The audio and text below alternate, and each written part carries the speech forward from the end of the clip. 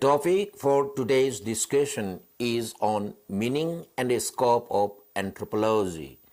First, we have meaning of anthropology. The word anthropology has been derived from two Greek words, anthropos, man, and logos, study or science. Anthropology is, thus, the science of man. Anthropologists are interested in all aspects of the human species and human behavior, in all places and at all times, from the origin and evolution of the species through its prehistoric civilization down to the present situation. Unlike many other subjects like physiology, psychology, pathology, economics, sociology, etc., which confines to one aspect only, anthropology studies various aspects of man, and anthropologists focus his attention on man in groups and study the total society consisting of different races or people of the world, both past and present. Anthropology is both a biological and a social science. It deals on the one hand with man as a member of the animal kingdom,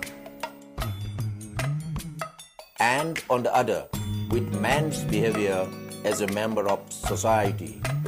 Both the structural evolution of mankind and the growth of civilization are studied from the earliest times for which any record survives to the present.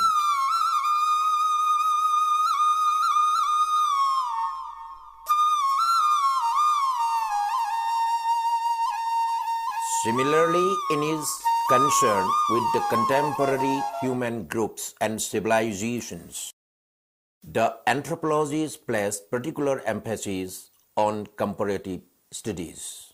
Scope of anthropology. Anthropology has two main branches, physical anthropology, cultural anthropology. Physical anthropology, it deals mainly with human biology, human evolution, human variation, human genetics. Human biology. The physical anthropology studies human biology as he is interested in Homo sapiens alone. He studies man out of the vast range of creatures that claim the attention of the general biologists. Therefore, there is close relationship between the physical anthropology and the study of other living beings. The physical anthropologist tells about the man's place in the animal kingdom by making a comparative study on the different groups of man and his near relations, apes, monkeys, etc., whom we call primates. Next, human evolution. Another aspect of physical anthropology is to deal with human evolution. Like other creatures, man is also a living organism. It is difficult to explain under what circumstances life had appeared on Earth. But from the geological and paleontological evidences, it has been known that the first living organism that had appeared on Earth consisted of one cell only, which is known as a unicellular organism or amoeba. In course of time, this simple homogeneous organism, through the process of changes, attained the heterogeneous form of various stages. Ultimately, a complex form of animal called man had emerged. All living forms of humanity today belong to the single genus and species Homo sapiens. Man is said to have emerged during the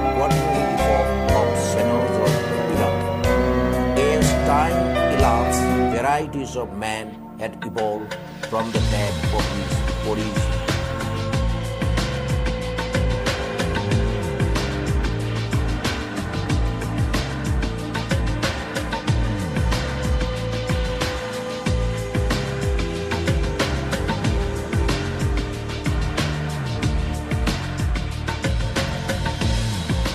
Next, we have human variation. The physical anthropologists, after having studied the origin, development, and place of evolution of man, focuses his attention on the study of the different varieties of man. Outwardly, though all men appear different, they have some common characteristics and belong to the species Homo sapiens. However, it is generally found that the common hereditary features is one group of people exhibits do not resemble those of other groups in various ways. Each of these groups is designated as race. Here we have first one is Caucasoid group, second one is Mongoloid group, third one is Negroid group. Next is human genetics. The methodology of physical anthropology has now been changed. The days of descriptive stage are gone and the analytical stage has taken its place. The classical physical anthropology was mainly interested in the classification and not in the interpretation. In recent times, however, the attention of physical anthropologists has been diverted to genetics, a branch of biology which deals with descent, variation, and heredity. They now study the blood types, differences in musculature, etc. They also study the group differences in times of sexual maturation, in growth rates, and various disease immunities. Next, we have other studies of physical anthropology. First one is demography. Another aspect of study of physical anthropology is demography, which is directly related to fertility and mortality. There are various factors, including hereditary and environment, that influence fertility and mortality. These are studied by the physical anthropologists. Next, pedagogical anthropology. There is another subject called pedagogical anthropology, which is directly concerned with education. In various educational fields, pedagogical studies are utilized by many advanced countries. On the whole, the physical anthropology is highly a specialized branch of anthropology. Next, we have cultural anthropology. There are almost as many definitions of culture as there are scholars. In order to understand culture, one must know the steps by which mankind has transformed itself from an instinct-dominated anthropoid into a culturally adaptive human being. Cultural anthropology deals with learned behavior characteristics in past, present, and future human societies. The main fields of studies under cultural anthropology include prehistoric archaeology, ethnology, and ethnolinguistics. Prehistoric archaeology. It is now a specialized branch of cultural anthropology. The prehistorians, with their pick and shovel, have been contributing much to get the first-hand knowledge about the extinct people and their cultures and the past phases of living people.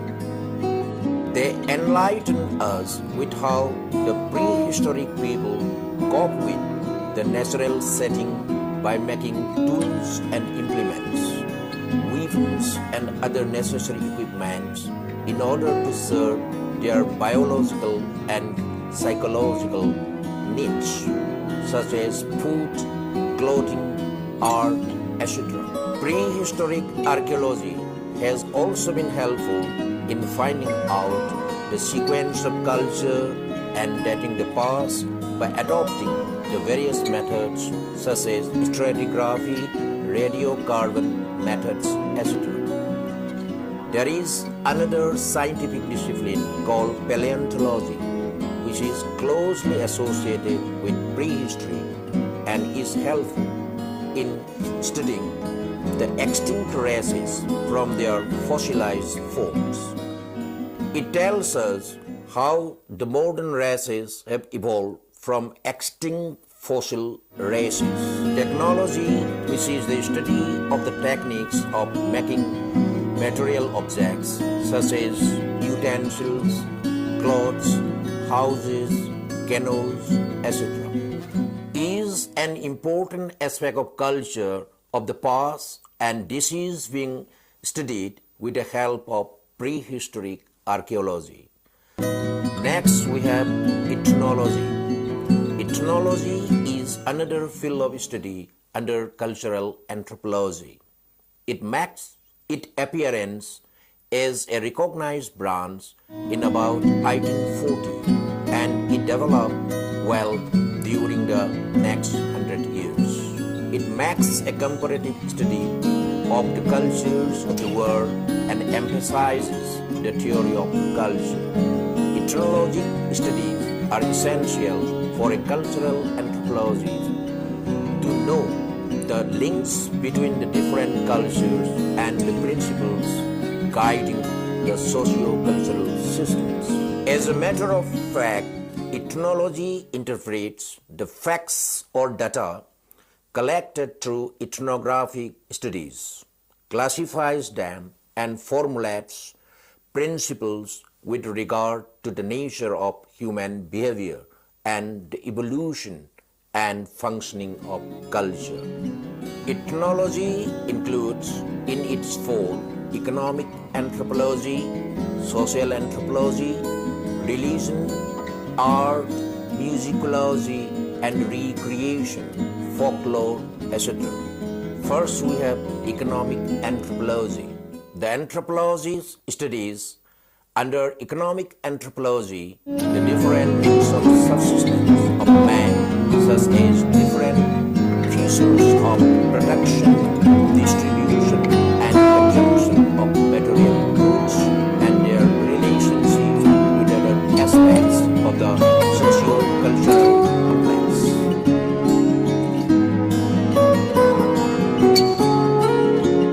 Thus, the anthropology studies what man produces, how he produces, what and how he consumes, and what and how he distributes or exchanges. He also analyzes how far the economic factors are responsible to the growth of socio-cultural system of a people. Next is social anthropology. Man is a gregarious animal and lives in a society, so he has to adapt to the social environment and learns to live in social cohesion. A man is born in a family, the smallest unit of a society, and he is socialized to it. As a society is a web of social relationships, a man is tied to the society with various strings of social relationships. He is both a member of different kinship groups such as the family, the lineage, the clan, the phratry, the moiety, etc., as well as a member of various non-kin groups or associations with boys' club, secret society, village council, etc. Man is also involved in social institutions such as marriage, government, law, etc. So in adjusting with social environment and to keep the society in continuity, one has to abide by the various laws and customs formulated by the society. Culture exists to make the society survive, but without the existence of society, culture has no entity. Next is religion. It is a psychic reaction and adjustment of man to the supernatural world. Man could not explain why the earth, the sun, the moon, the stars, fire, water, and others exist, etc. Man also did not know what causes storm and thunder, earthquake and volcano, drought and floods, life and death, and also question why man suffer from diseases. His curiosity about many natural phenomena make him think and believe that there were some supernatural powers in the background by the action of which these phenomena had come into being. Man believed that of these supernatural powers, some were benevolent and some harmful, and so he performed some magical religious rituals in order to propitiate those powers. These rituals were generally performed by specialists called shamans, who were religious practitioners. The shaman deals with spirits and has the power either to cure or to do harm. The priest worships gods for the welfare of man and acts as an intermediary between gods and man. Thus, the anthropologists study the varieties of rituals connected with different beliefs and practices found among different groups of people living in different parts of the world.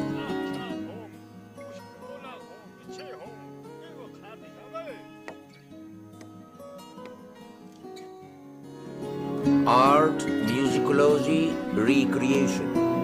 By adapting to the natural, social, and supernatural environments in order to satisfy his biological, social, and spiritual needs, man wants to undertake such other activities as would give him some satisfaction and relaxation. That is why man took to art and recreation, such as songs and dances, folk tales, and various other intellectual pursuits. Next is folklore. Folklore may be treated as one of the branches of cultural anthropology, though it has also been treated as a separate discipline. It is a science which deals with the survivals of archaic beliefs and customs in civilized peoples. It not only embraces everything relating to ancient observances and customs, notions, beliefs, traditions, superstitions, and prejudices of the common people, but also folk songs,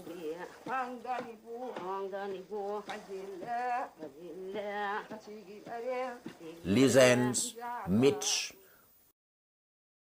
folk music, and folk dance, as well as folk drama, belong to the sphere of folklore.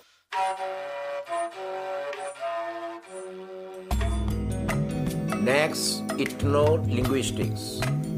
It is the study of human speech, both that in the living languages and dialects of the different groups of people of the world.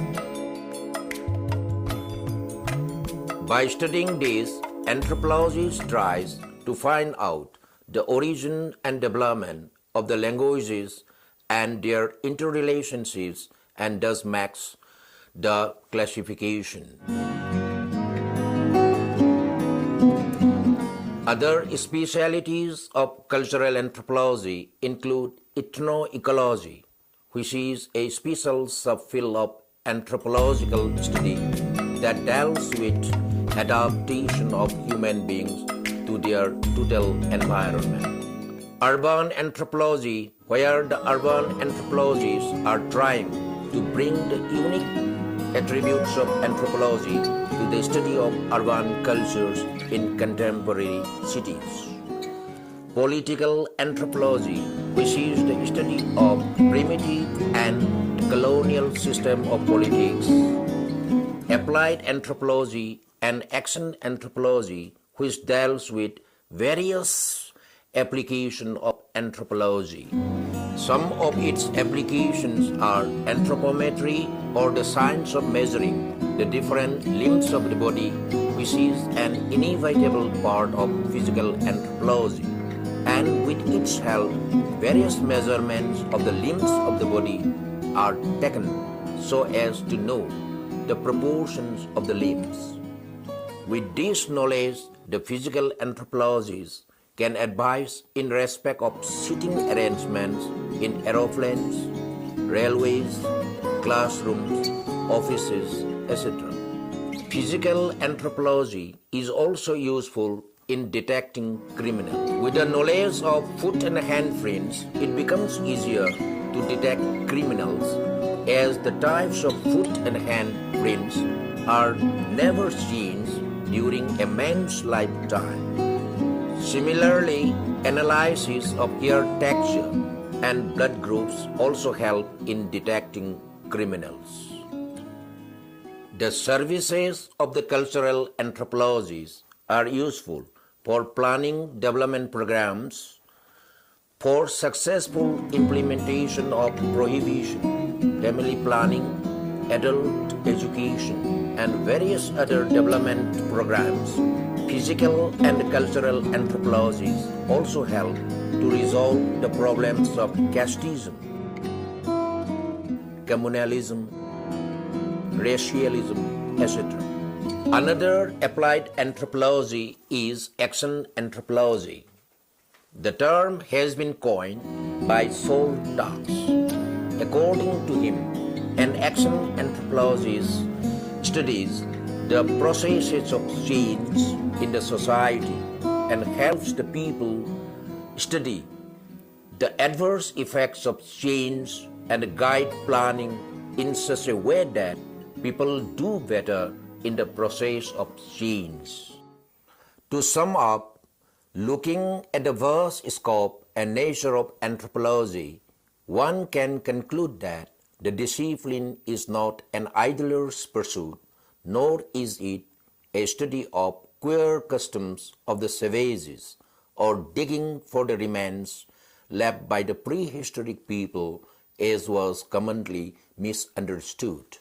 Perhaps it is a well-defined science which tells us about the various aspects of the life of man, physical and cultural, from the time of his origin till the present day. It is becoming lovelier day by day.